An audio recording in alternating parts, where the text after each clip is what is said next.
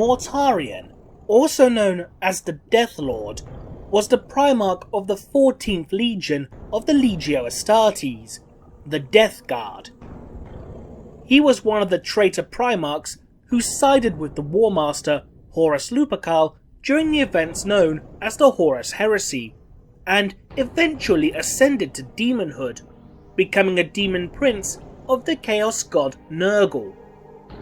Mortarion's early life began upon the feral world of Barbarus, a primitive planet lit by a dim yellow star, and bearing an atmosphere that is vile and toxic to most forms of life.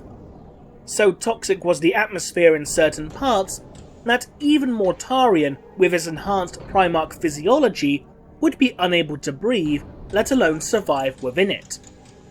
Mortarion's capsule landed within a field of toxic fog and was discovered by one of the world's many warlords that tormented the local human population with his hordes of shambling undead. The warlord was surprised that a child was able to survive, let alone cry, within this acidic fog, and would eventually adopt him. Over time though, despite being educated and trained in the art of warfare by his father, Mortarion grew to resent and even outright despise him. Desperate to know what lay in the valleys below his father's palace high in the mountains, Mortarion fled, much to his adoptive father's rage. It was here that Mortarion discovered the world's human inhabitants. Mortarion vowed to bring justice to his kinsmen, and raised armies of the local population, training them in the art of war, and, for the first time, the humans were able to best their oppressors, defeating them all until only one warlord remained, Mortarion's adoptive father. Mortarion's adoptive father resided in the parts of his palace that dwelled within the most toxic of the world's fogs, a place that even Mortarion could not survive in. Still, undaunted, he made his way up the mountain despite the atmosphere causing his armour and rebreather units to rot and decay. Mortarion's own endurance failed him when he reached his father's chambers, and soon collapsed.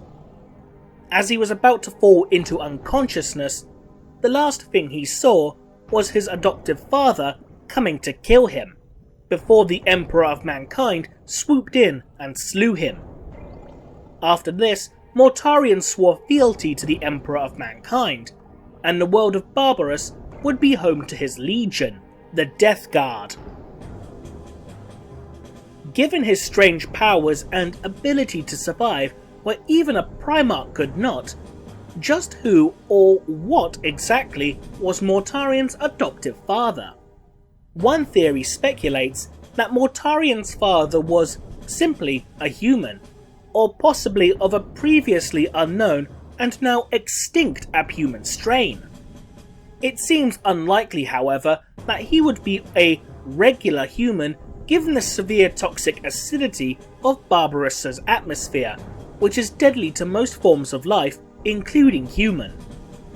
That being said, the warlord who adopted Mortarion is said to have worn creaking battle armour, which could have been some kind of advanced radiation suit of sorts from the Dark Age of technology, which more than likely would have been more advanced than any other equivalent found during the time of the Great Crusade. If the warlords were human with advanced technology available to them, then the use of necromancy could be explained by them having a device similar in function to Sakaris worms. These archaeotech devices, when linked to the energy of the warp, are able to reanimate the dead into cadaverous constructs known as warp puppets. These warp puppets would attack anything and anyone that the owner of the Sakaris worms deems a suitable target, which would also explain as to how the zombies would be controlled upon the battlefield. Another potential possibility was that Mortarion's father was, in fact, a champion of the Chaos God Nurgle, the god of death, decay and disease.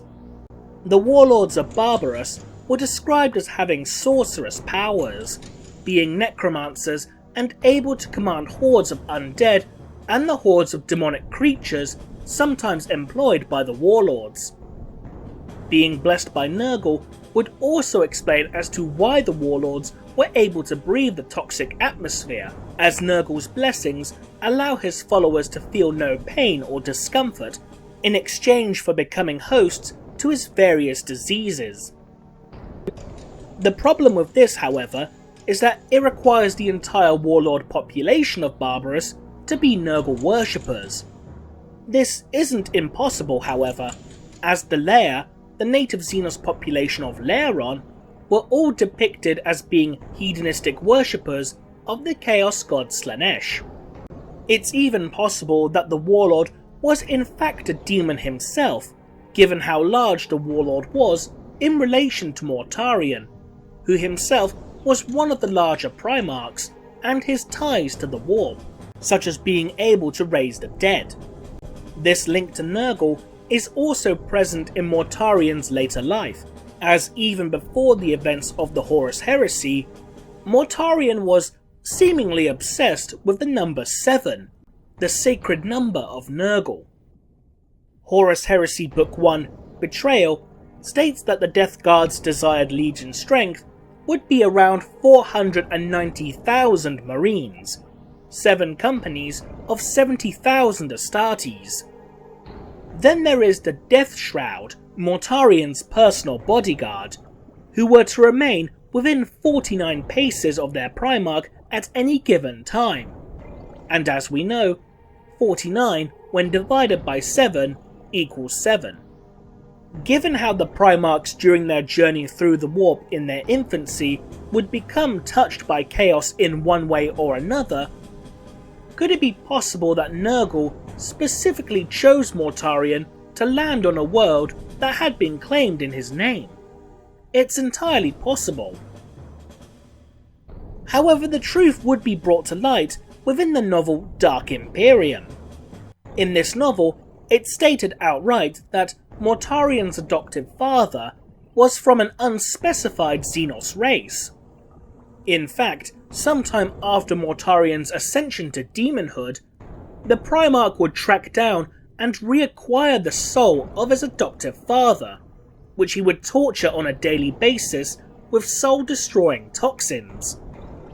It's unknown as to what exact species his adoptive father was, but what we do know is that whatever species it was a highly psychic one.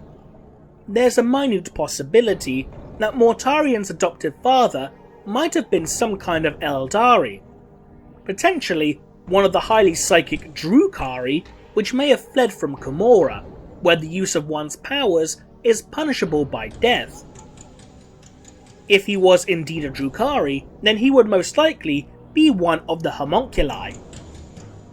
These homunculi could have also adapted to life within the poisonous atmosphere of Barbarous by simply altering their genome, as the homunculi are not above experimenting upon themselves, and are known for being able to provide biological enhancements to other members of their race, for a price at least. The use of poison and the twisting, shambling monstrosities that appeared in the warlord's armies does seem highly reminiscent of the experiments conducted by Drukhari homunculi. These vile scientists are known for their twisted creations used within warfare, such as the massive beasts known as the grotesques, or the living instruments of torture known as racks. However, Mortarion's father being some kind of Eldari is unlikely due to one particular factor: Slaanesh. When Eldari die, if their soul is not captured into a soul stone or transferred into a cloned body, then it will be claimed more or less instantly by Slaanesh or one of the god's demons, with the exception of the Harlequins, whose souls belong to Jagorak, the laughing god. Considering Mortarion's adoptive father was slain long before Mortarion's apotheosis, if he was indeed an Eldari, then his soul would have been consumed long ago by She Who Thirsts. What species do you think Mortarion's father was? Leave a comment below, and thanks for watching.